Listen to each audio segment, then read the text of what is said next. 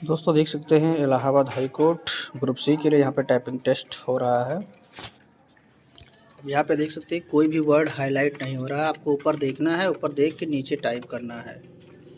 इसी तरह से इलाहाबाद हाई कोर्ट में टाइपिंग कराई जाती है। अगर आप खुद से करना चाहते हैं तो typingv.com ये वेबसाइट है, इस पर जाके आप खुद से भी कर सकते हैं।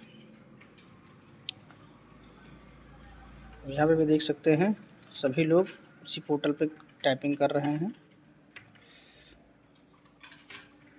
इसमें इंग्लिश हिंदी दोनों माध्यम में आपको मिल जाएगी।